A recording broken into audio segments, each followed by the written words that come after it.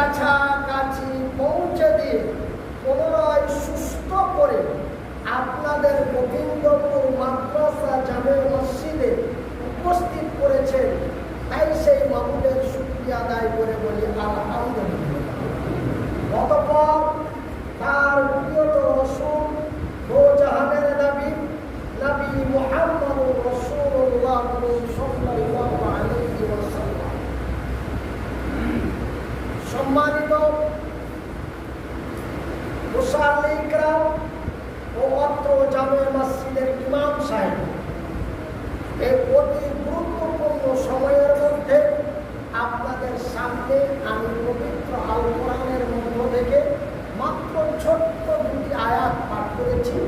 এই আয়াত দুটিকে সামনে রেখে আমার সংক্ষিপ্ত আলোচনা শেষ করবো। ওমা তৌফিকি ইল্লা বিল্লাহ।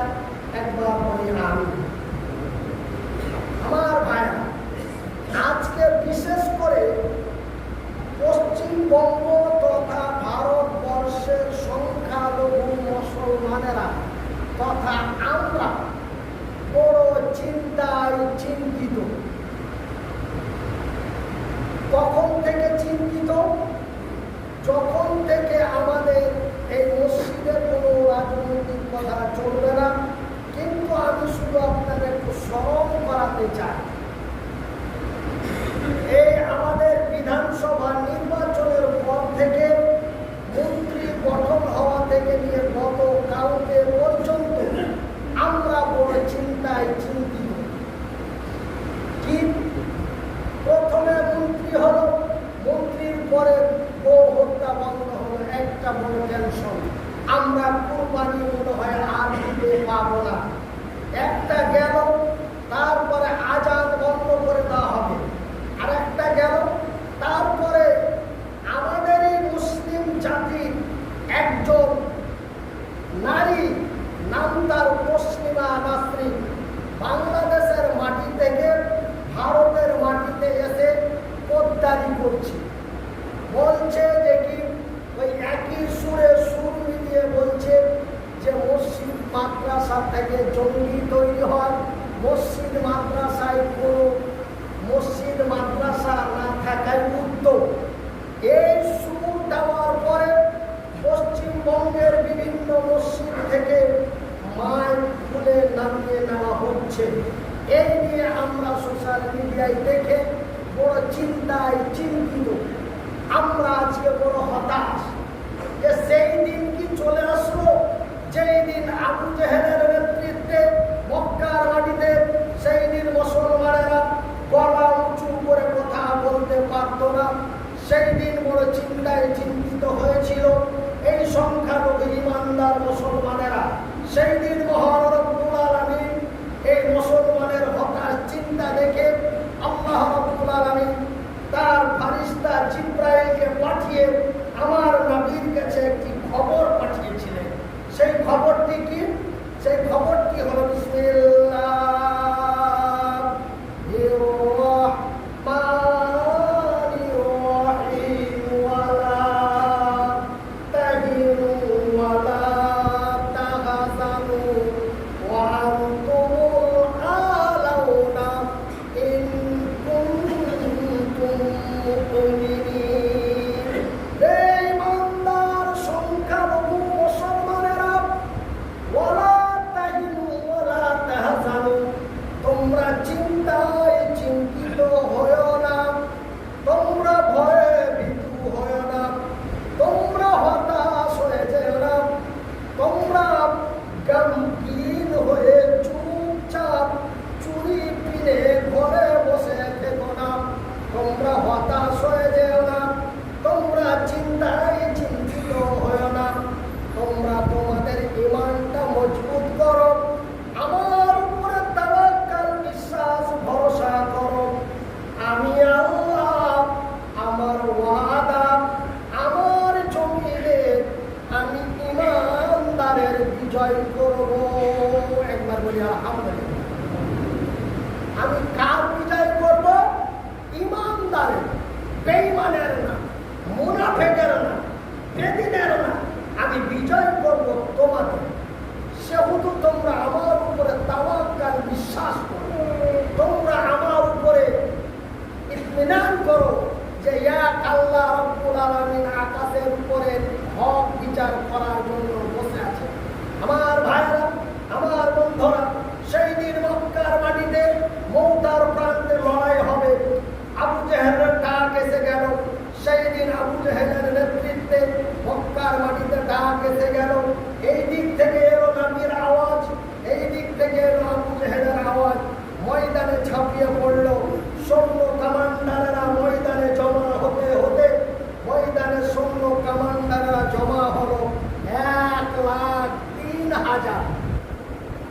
এটা আপনার মসজিদের ভিতরে আপনারাকে জিজ্ঞাসা করার জন্য আমি কোনো রাস্তা পাচ্ছি না।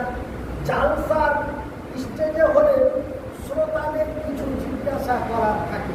যাই বা হোক, 1,03,000 সৈন্য জমা হলো।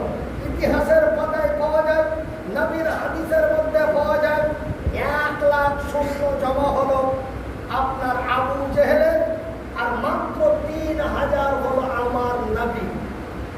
তবে 1,03,000 সৈন্য নিয়ে মৌতার প্রান্তে লড়াই আরম্ভ হয়ে গেল। লড়াই চলতে চলতে চলতে চলতে অল্প কিছুক্ষণের মধ্যে আবু জেহেলের লোকেরা ময়দান ছেড়ে পালাতে আরম্ভ করলো। সেই দিন মক্কার মাটিতে মৌতার প্রান্তে আব্দুল্লাহ বিন রাওয়াহা এমনি করে করে সেই দিন নওজোয়ান তরুণ যুবকেরা, সেই দিন নবীর সাহাবীরা, সেই দিন মক্কার মাটিতে সেই দিন কালেমার পতাকা উঁচু করেছে, সেই দিন মুসলমানদের বিজয় হয়েছে। আজকে আমরাও বিজয় করব ইনশাআল্লাহ। আমরা আল্লাহর উপরে তাওয়াক্কুল বিশ্বাস রাখব আমার ভাইরা। তবে সেই দিন বিজয় হলো 3,000 বিজয় হলো, 1,00,000 ময়দান ছেড়ে পালিয়ে গেল।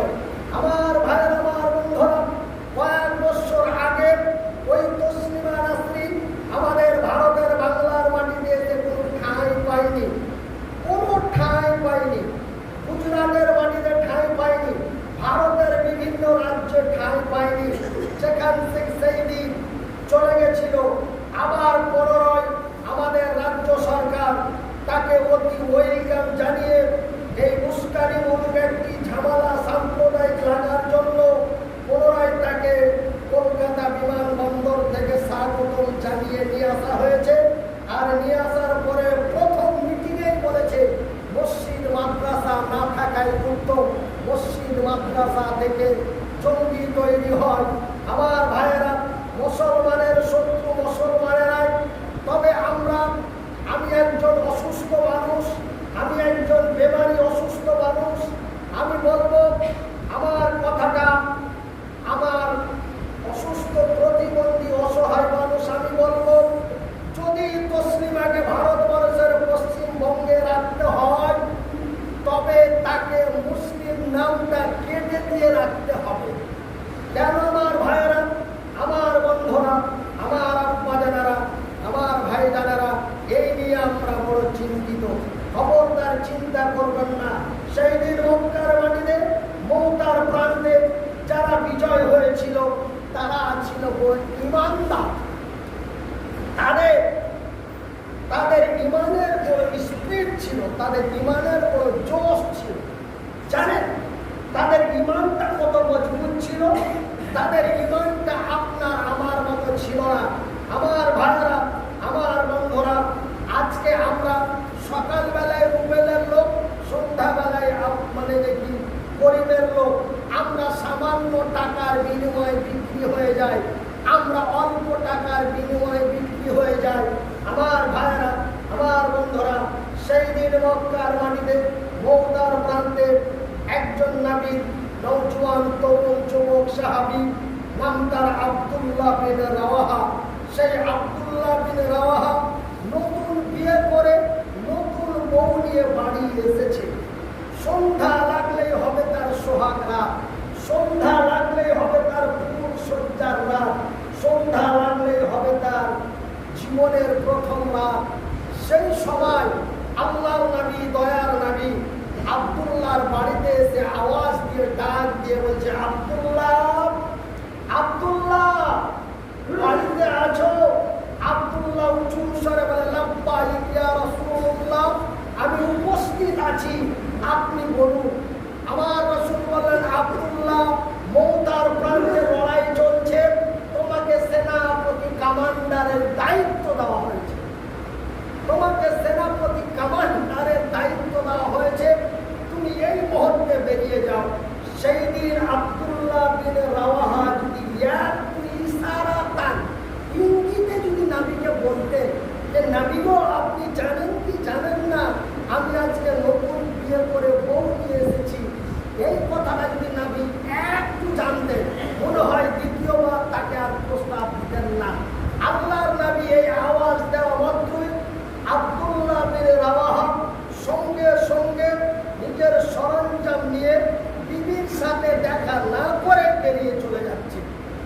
তার পিছন থেকে ডাক দিয়ে বলছে, আব্দুল্লাহ, আব্দুল্লাহ, তুমি কি বিদায় কালে শেষের বেলায় একটু আমার সাথে দেখা করতে পারবে না?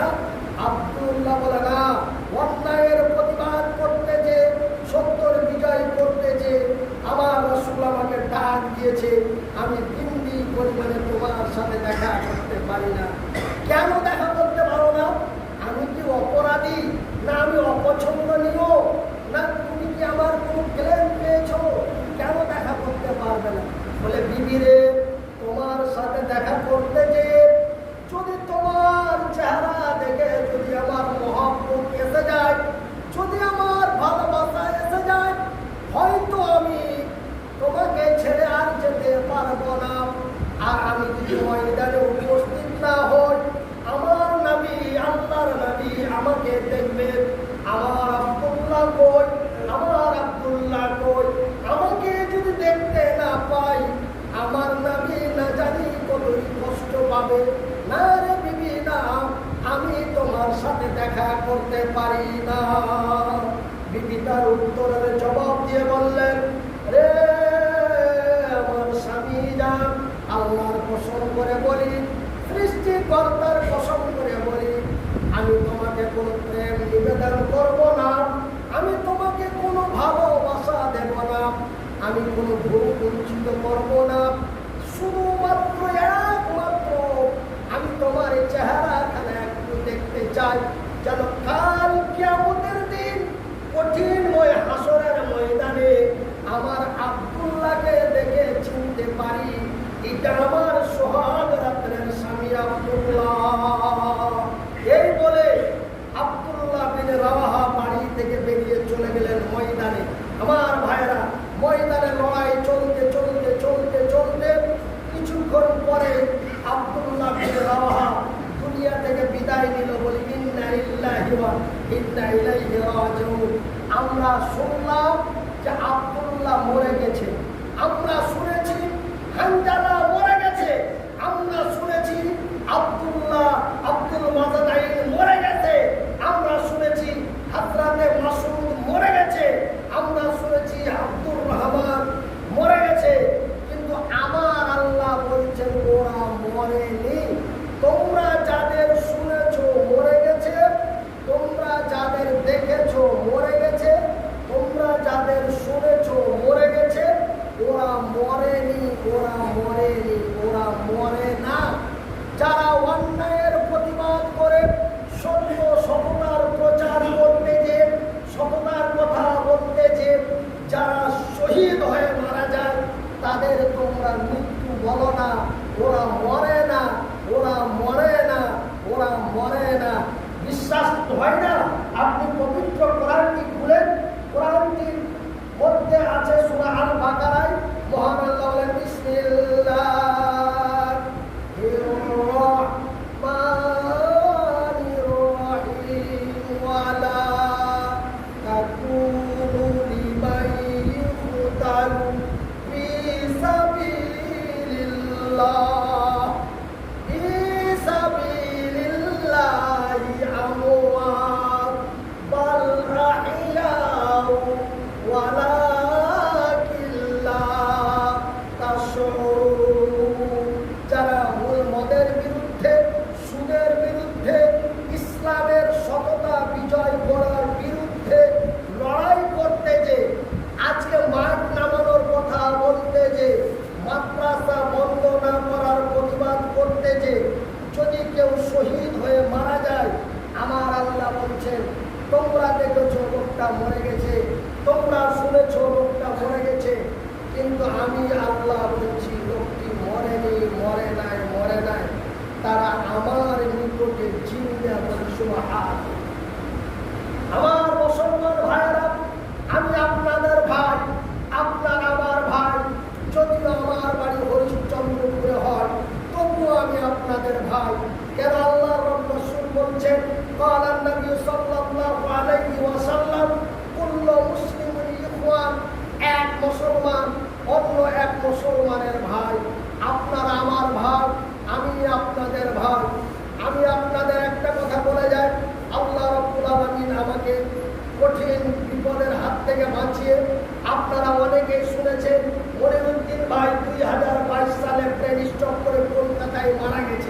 এই কথা আপনারা অনেকেই শুনেছেন। আমি মরবো এটা নিশ্চিত, আপনারাও মরবেন এটা নিশ্চিত। তবে একটা কথা আপনাদের বলে যায় আমার ভাইয়েরা, হক কথা বলতে যে পিছু হটবেন না, অন্যায়ের প্রতিবাদ করতে যে পিছু হটবেন না। আমি এই সব কথা বলি, জালসাতের কথা বলি, আমার বাড়ির লোক, আমার ফ্যামিলির লোক, আমার গ্রামের লোক আমাকে অনেকেই বলে তোমার হাত নাই পা নাই, দুটো কথা বলতে পারছো, আজকে মানুষের সামনে বলছো, কে কি কোথায় কে কি করছে না করছে এই সব কথা বলিও না। বলতে যায় হয়তো কোন বিপদ আসতে পারে, আর বিপদ আসলে তোমার ছেলে পিলে কি হবে, তোমার এত বড় মাদ্রাসাটা কি হবে, এই বলে আমাকে সতর্কবাণী দেয়। আমি একটাই উত্তর দিই, অন্যায়ের প্রতিবাদ করতে যে, সত্যর কথা বলতে যে আল্লাহ রাব্বুল আলামিন আমাকে দুটো হাত দেয়নি, দুটো পা দেয়নি। যেটুকা দিয়েছিল এটুকাও 2022 সালে বাদিক চালিয়ে নিয়েছে। দুঃখ নাই, 4 বছর পার করে দেব। অন্যায়ের প্রতিবাদ করতে যে, তসলিমার কথা বলতে যে, বাংলাদেশের আর একটা মেয়ে বেরিয়েছে, সেও ইসলামের বিরুদ্ধে কথা বলছে। বড় বাড়ি বাংলাদেশ, হয়তো বেশি বাড়াবাড়ি করলে তাকেও বাংলাদেশ থেকে বের করে দিতে পারে, আর বের করলে মনে হয় ইন্ডিয়া আবার আশ্রয় দিতে পারে। আমার ভাইরা, আমার বন্ধুরা, এই সব কথা বলতে যে যদি তুমি হতাশ হয়ে যদি তুমি মারা যাও, শহীদ হয়ে মারা যাও, তবে আল্লাহ রাসূল বলছেন, সহিহ হাদিস, আল্লাহ রাসূল বলছেন যারা অন্যায়ের প্রতিবাদ করে সত্যর বিজয়ের জন্য যারা শহীদ হয়ে মারা যায়, ওর খালি মোট দমখান বাড়াইতে 4টা, দমখানটা বাড়াইতে 4টা, বাড়াই মরলেই জান্নাত। জোরে বলি আলহামদুলিল্লাহ, মরলেই জান্নাত। যারা শহীদদের শাহাদাতের মৃত্যুবরণ করে তারা মরার পরে জান্নাত। আমার ভাইরা, এই জন্য আমি আপনাদের মুসলিম ভাই হিসাবে বলি, অন্যায়ের প্রতিবাদ করতে যে, সত্যের বিজয় করতে যে কেউ কিছু হটবেন না, হক কথা বলতে কাউকে ছেড়ে দেবেন না। ভাববেন না এটা বাপ, এটা বড় আলেম, ওটা অমুক, ওটা ভমুক, ওটা তমুক, এই ঠক ঠক বাঁচতে কাউচার যেন না হয়ে যায়। এটা আমাদের শেরশাবাদী ভাষা, ঠক বাঁচতে কাউ। এটা তো ছোট মুরগি, ওটা তো বড় মুরগি, ওটা তো আগে 5 গ্রামের নেই বিমান, অত বড় মুরগিকে এমন কথা কেমন করে বলবো? এই সব অন্যায়ের প্রতিবাদ করতে কিছু হটবেন না। এই বলে আমি আজ আর কথা না বাড়িয়ে আমি আজকে বড় উদ্দেশ্য করে আপনাদের গ্রামে এসেছি। আমি একটা কথা আপনাদের বলে যাই, কোরআন দিয়ে কোরআনের হাওয়ালা দিয়ে। আল্লাহ রাব্বুল আলামিন তার পবিত্র কোরআনে বলছেন, ওয়া তাইশমান তাশা ওয়া তুসিল্লু মান তাশা বিয়াদিকাল খায়র ইন্নাকা আলা কুল্লি শাইইন কাদির। নিশ্চয় আমি আল্লাহ একজন সম্মানিত ব্যক্তিকে অসম্মানের জায়গায় পৌঁছাতে পারি, একজন অসম্মানিত ব্যক্তিকে সম্মানের জায়গায় পৌঁছাতে পারি। আমার ভাইয়েরা, এই মনিরুদ্দিনকে এই গোবিন্দপুরের মানুষ 1 ঘন্টা জালসা করানোর জন্য 6 মাস আগে ডেট দিয়ে রেখেছিলেন, 6 মাস আগে দাওয়াত দিয়ে রেখেছিলেন। এই লোকটাই আজকে আপনাদের গোবিন্দপুর মাদ্রাসার জামে মসজিদে নিজে থেকে বলে আসছে, ভাইজি অবস্থা খুব খারাপ, 4 বছর ধরে জালসা করতে পারিনি, মাদ্রাসা চলছে, পরিবার আছে, ছেলেপিলা আছে, লেখাপড়া আছে, নিজের বেমারি অসুখের লেগে প্রতি মাসে 35,000 টাকা করে ওষুধ ট্রিটমেন্ট নিয়ে লাগছে। আপনাদের চুম্মাতে আমাকে একটু সময় নেই। এই লোকটাই যেই লোকটাকে 15,000 টাকা দিয়ে আপনারা লাইফোন চাইলেন, ধুইরা পাচ্ছিলেন না, এই লোকটাই আজকে নিজের থেকে বুঝলে আপনাকে মসজিদে এসছে। এরই নাম হল আল্লাহ। এই জন্য আল্লাহ বলেন, অত ঈশ্বমান তাশা অত উসিল্লমান তাশা বিয়াদিকাল খায়র ইন্নাকা আলা কুল্লি শাইইন কাদির। নিশ্চয় আমি আল্লাহ একজন সম্মানিত ব্যক্তিকে অসম্মানের জায়গায় পৌঁছাতে পারি, অসম্মানিত ব্যক্তিকে সম্মানের জায়গায় পৌঁছাতে পারি। যাই হোক, আমি আপনাদের কাছে আর আলোচনা না রেখে যাহা কিছু বললাম, আল্লাহ রাব্বুল আলামিন শোনার চাইতে আমাদের বেশি বেশি আমল করার তৌফিক দান করেন। ওমা তৌফিকি ইল্লা বিল্লাহ। আল্লাহুম্মা সাল্লি আলা মুহাম্মাদ ওয়া আলা আলি মুহাম্মাদ কামা সাল্লাইতা আলা ইব্রাহিম ওয়া আলা আলি ইব্রাহিম ইন্নাকা হামিদুম মাজিদ। আল্লাহুম্মা বারিক আলা মুহাম্মাদ ওয়া আলা আলি মুহাম্মাদ কামা বারাকতা আলা ইব্রাহিম ওয়া আলা আলি ইব্রাহিম ইন্নাকা হামিদুম মাজিদ। সাল্লাল্লাহু তাআলা আলা খায়রি খালকি محمد وآله وأصحابه أجمعين برحمتك يا أرحم الراحمين آمين ثم آمين. السلام